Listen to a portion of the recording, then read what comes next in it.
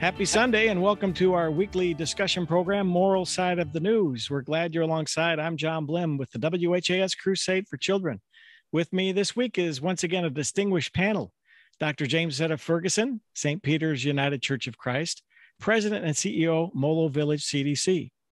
Rabbi Galia Rooks, the Temple, and I've never seen you in red before, Galia. I was going to point that out. I'm wearing red in solidarity with the code red of the climate crisis for the planet. And that's what that was for. And thank you for reminding us of that. Father Bill Hammer, St. Margaret Mary and St. William Catholic Churches, and Reverend David Harkle-Road, South Point Church, New Albany. Welcome, panel. Our first topic, Louisville's police are back in the headlines. The rank and file officers and sergeants overwhelmingly rejected a proposed police contract. That contract included a 9% pay hike and several reform measures in response to the Breonna Taylor shooting. 71% of the voting officers reportedly said no thanks.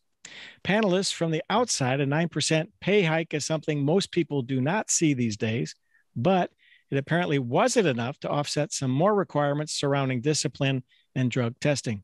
So panel, let's ask you some questions. What is the answer, or what do you see as the next step with the police contract?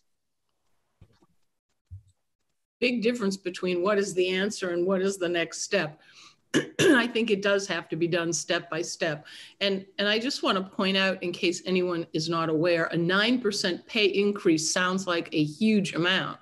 On the other hand, they had not received appropriate pay increases for so long.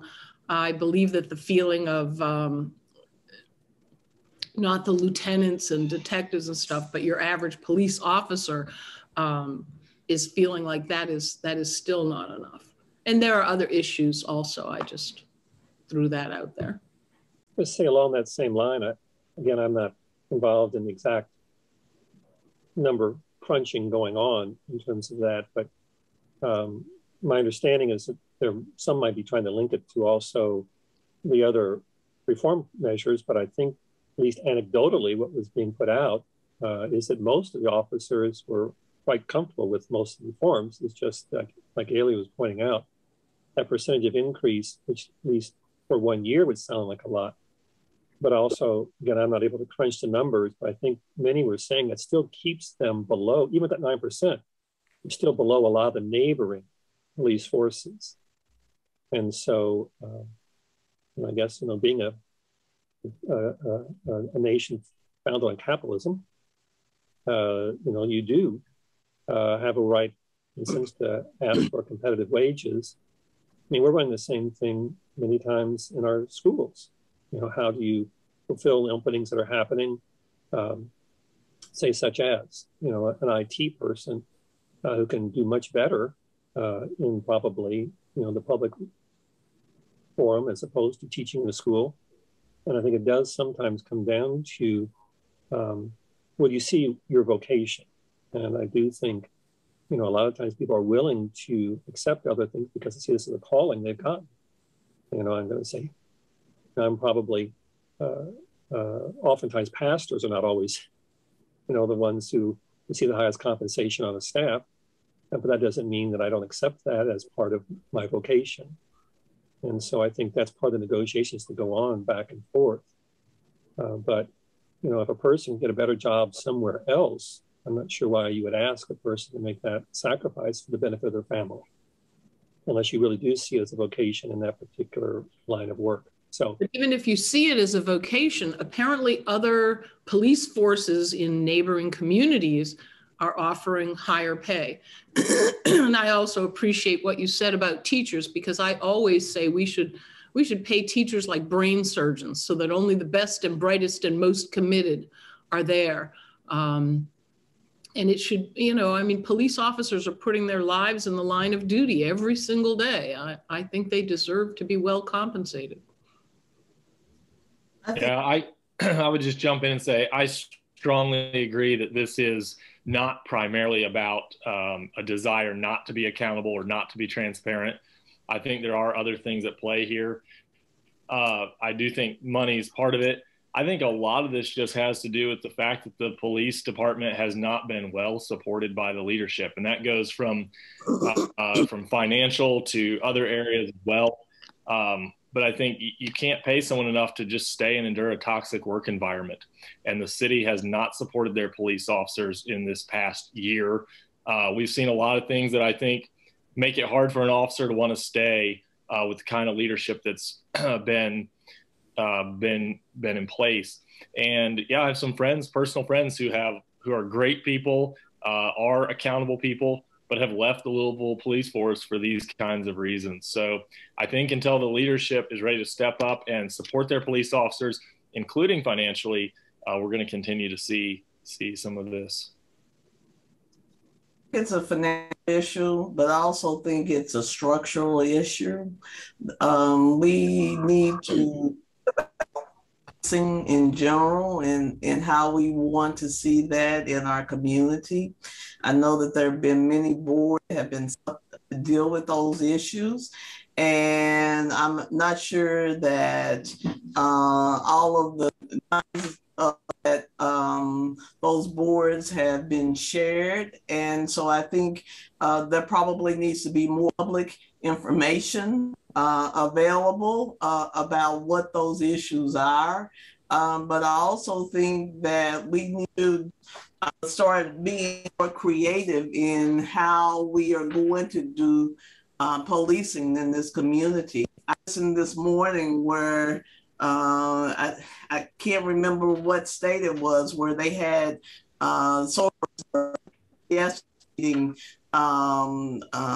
just simple and minor issues.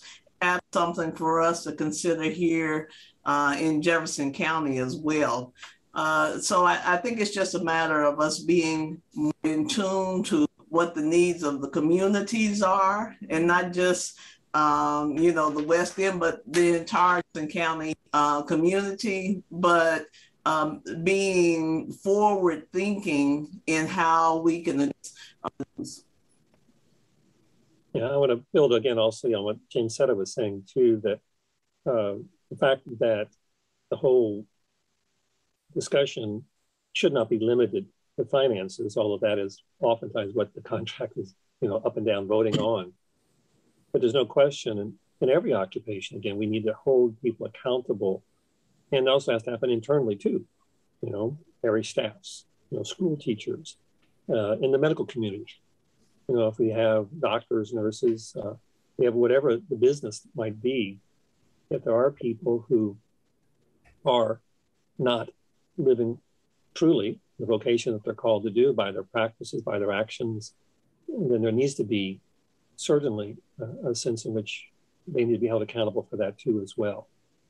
And I do think it is wise that as the contract is being negotiated, but it does include areas for more accountability.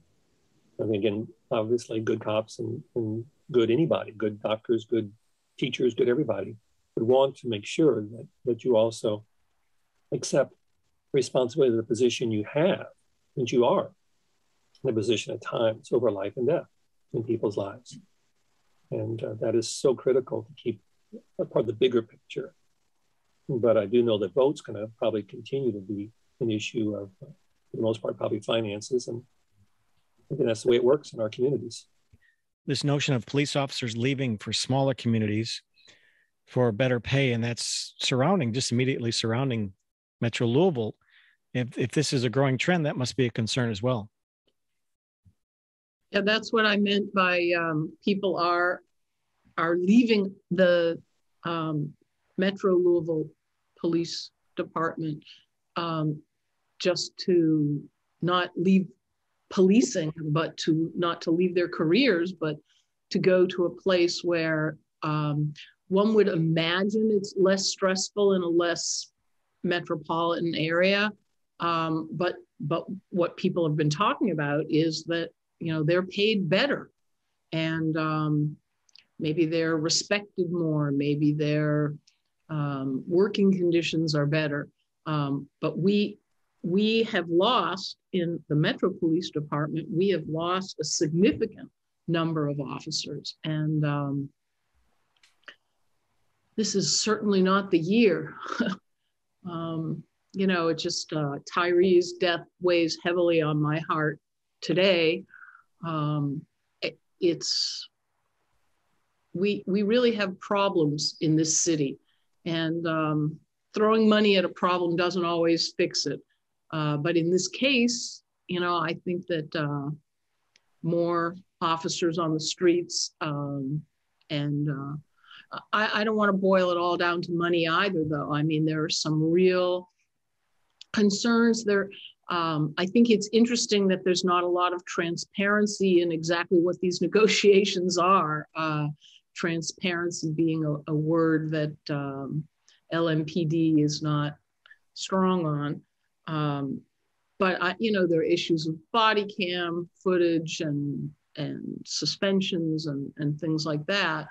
And clearly we need to hold all the police accountable, and all police officers need to be good police officers in the fact that they know their job and that they remember that they are serving and defending and protecting citizens, and that they should always be respectful, use the minimum amount of force. And I mean, what goes on in this city, driving while black is minor compared to the things. I'm not that it's not true here also, but it's just, you know, on the list of the top 10 offenses doesn't even reach.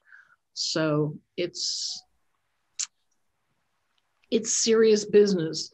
But as I said before, not everything can be fixed with money, but this could go a long way if we paid our officers better, and if they, I mean, you know, and then if the salary were higher, more people would be willing and interested in doing it. And then you could definitely weed out the aggressive or racist or, you know, problematic police officers, because you would have a large pool to pull from. And, you know, if someone is, you know, just not being respectful and not caring about the people they serve and treating them with equality and dignity. But is the issue just the police department or the system overall? Because when we are thinking about the police, but we also know that we have a shortage in jails as far as having adequate workers. And so, I mean, the whole structure seems broken. And so you can't address one aspect of it and not address the other. And so it's like we need to, I don't know if you have consultants come in like you have with a major corporation and say, okay, let's blow it up and let it all over again. And perhaps that's what needs to happen. Maybe just having a police accountability is enough. Maybe we need some other a think tank to come in to figure out how we put this together so that it works on all levels. It seems like we're putting a Band-Aid on one issue without addressing the entire illness. I appreciate that, Jim said. I think you should start a GoFundMe page to pay for that kind of corporate introspection. If you will, I would donate to that. Well, it is, again, part of them, as we've been alluding to, part of a bigger picture. I mean, fast food restaurants, even fine dining restaurants, you keep going through almost all aspects of the workforce right now are struggling to find people to work at the price that's being offered. And then again, getting back to our good old capitalism, that then means you have to be prepared to raise prices as well. You know, as if we do increase compensation, then expenses naturally go up, since most businesses, labor is the biggest expense. So, I mean, it is part of a much bigger package. And I will never fault any police officer or anybody who has an opportunity to work for more money and maybe even a little bit less stress in order to do what's best for them and their family. I never fault anybody for making that choice. Again, whether it's a teacher or a doctor or whoever that might be, to find that way. and to do the best for themselves and for their families for the long term. I'm encouraged how balanced this discussion is, friends. You know, in the past 18 months, we've been hearing defund the police. And I personally don't think that's the solution. I think we have a valuable police force and we're getting sort of what we're asking for. I think it's the Pygmalion effect, you know, where you say we're getting what we've expected of them. Let's treat our police officers with some dignity that they deserve. Yes, there's always broken things in the system that can be fixed, but I think actions have consequences, and we're seeing a police force leave our community because we've treated them horribly. Again, it doesn't excuse everything that's happened. It doesn't mean that things don't need corrected, but I think we're seeing the fallout of decisions that Louisville has made over the past 18 months about how we have treated our law enforcement. And I think that valuing them is a great place to start, and acknowledging that while there might be some corrections needed on the course, that these are valuable members of our community who are providing a valuable needed service to our community, and that we respect them and that we appreciate that they put themselves in extremely dangerous situations that require a lot of wisdom day in and day out. So I'm just encouraged by everyone's thoughts on this, and appreciate that it just seems to me a really helpful discussion, a helpful discourse in the right direction. All right, very good, panel. We'll move on to our second topic on moral side of the news. Moving on to this topic that is not solved, that's COVID-19. August was the worst month so far for COVID-19 cases in Kentucky. Governor Andy Beshear said the Delta variant tore through the state last month, tallying 104,000 reported infections. So panel, we talk about this a lot. Do you think we'll ever get ahead of this virus so we feel safe?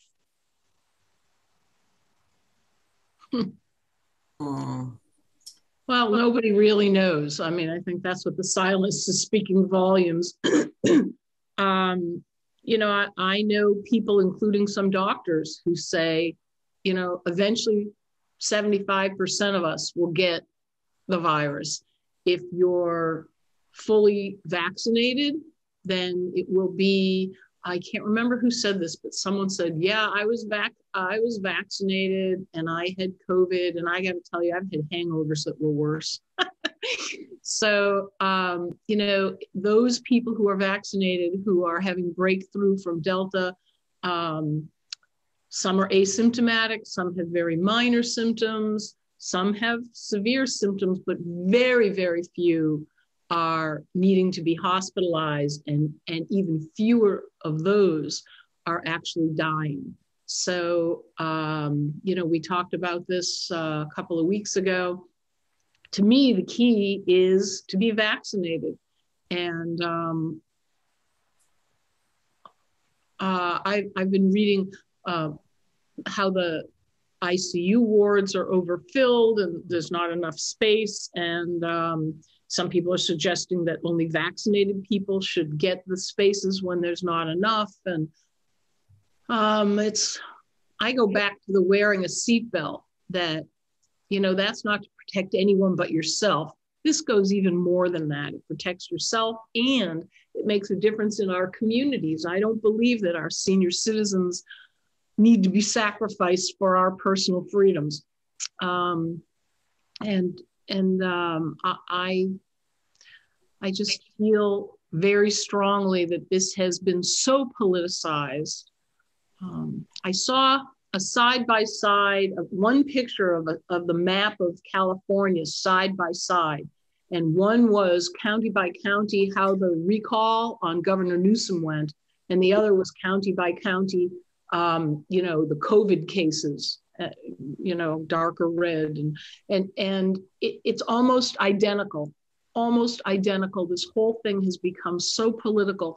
And you know, how people can feel that politics is more important than life, it just, I will never understand that. I've tried to listen to people. I've tried to, you know, not try to convince people, and just, you know, ask questions, try to understand them better. And I have to say that I am not apparently capable of understanding why one person's personal freedom can go this far. I think the only thing we just continue to do is to promote the vaccination. There probably is not a day that I'm not speaking to someone about it, asking if they've had it. And of course, you can't baseball at, even though I'd like to sometimes, and knock somebody upside their head, and hopefully that will help them to get some sanity about this. But I think we just continue to talk about it in our churches. There's Sunday in the last 18 months that we have not talked about, had a healthy moment on COVID and effect not getting the shots.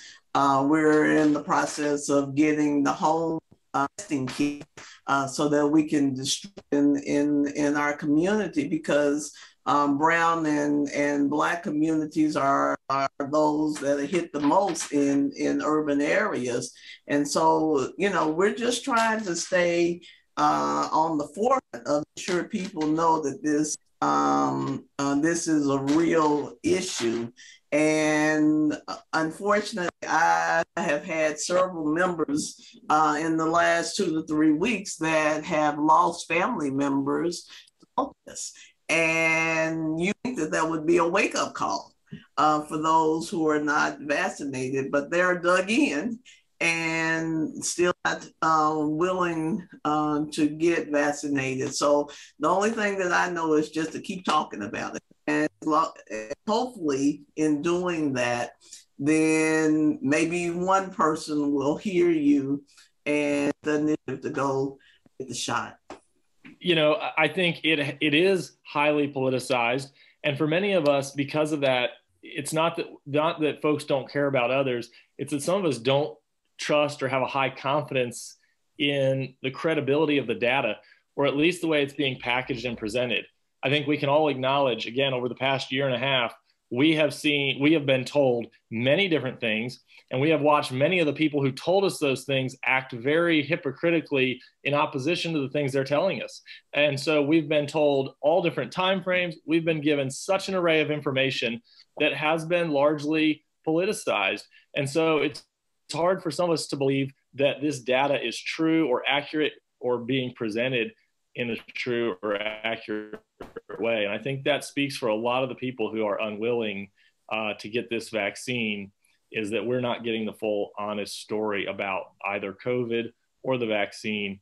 I would just add, while we're talking about this Delta spike, it's just been on my mind that, man, this is really a first world issue. I think that we have come to a place where we are feeling that this is such a risk. Because we have so few risks. And again, I think we should mitigate those risks. I'm thankful for our medical technologies. I'm thankful for opportunities we can do to mitigate this. But I think that there's sort of first world detachment from the fact that life is a risky place. I'm going to say this as moral side of the news with ministers. I think the response we've seen to COVID is largely a response from an atheistic culture that believes that there's only one hope, and does not really wrestle with the reality of a broken world because of sin and death entering the world, that does not grapple with the fact that there is a sovereign God who is watching over us. Because if you look at this from sheerly an atheistic standpoint, it is terrifying. I think that we're going to continue to see COVID as a battle for some time. Well, we talk about getting better. I think if we did not have already the vaccine in place, it would be just horrific what we are. I feel like things are better now, even though the numbers don't demonstrate it in terms of number of people, but things are better because there's so many who are vaccinated. This time last August, I wasn't vaccinated because I didn't have the option, couldn't qualify. And my first vaccination was available in January, and then my second one in February. And it's been a blessing to me, and the freedom it has given me to be able to be a good pastor and good caring to other people, not to worry about potential side effects of contracting it. I do remember very much back in seminary, which for me would have been the late 70s, in moral ethics classes, particularly medical ethics classes, we were taking the rationing of medicine, the rationing of care. In other words, talk about that. How do you make those medical decisions? You've got two people who both need a transplant. You only got one heart available. How do you make that choice on a ethical basis? You're based on who would benefit more. Well, how do you decide that? And so I think it's an ongoing question about the impact of my choices and on impacting other people's lives. And it's not just what I want, but the common good. We are in that situation right now. I'm talking, members of my congregation. We're saying the beds are full with unvaccinated people who are in their youth. That's what's filling up the beds. And here we have other people who have other conditions. For instance, I know somebody had a funeral recently. There's a cancer issue. And part of it might have been they couldn't get the testing they needed to be done for their cancer and the treatment begun because it was nothing. If it wasn't essential at that moment, then they couldn't get in the hospital. And they might have caught it sooner. So I do think we're definitely facing issues where hard decisions are going to have to be made.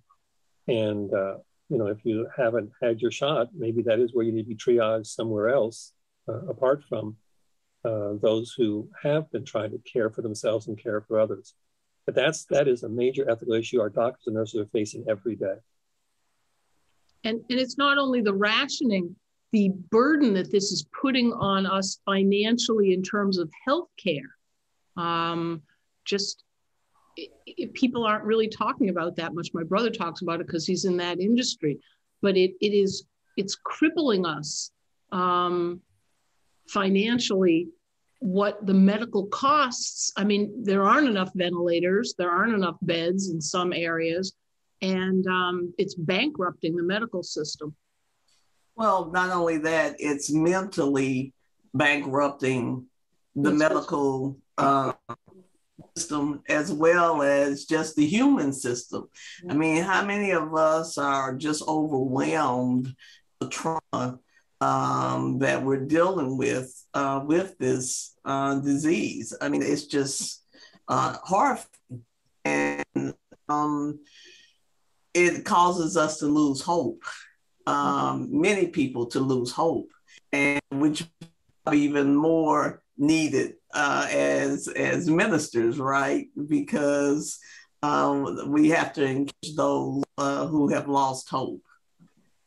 And I heard an interview with a nurse who she was sobbing, and she looked up at one point and said, "I'm so sorry. I never have a chance to just let this go, but it's just so frustrating." That day, a mother of 4 died, and there's no one to watch these babies. They're various young ages, and she says it just breaks my heart because this did not have to happen. And Julia, I have to say you have the last word in our program as we run out of time on Moral Side of the News. Thank you, David Harkleroad, Bill Hammer, Galia Rooks, and James Etta Ferguson. Join us again next week for another edition of Moral Side of the News. Thank you, panel, and so long. Here's a reminder, you can watch previous episodes of Moral Side of the News on YouTube. Just go to youtube.com and search for Moral Side of the News.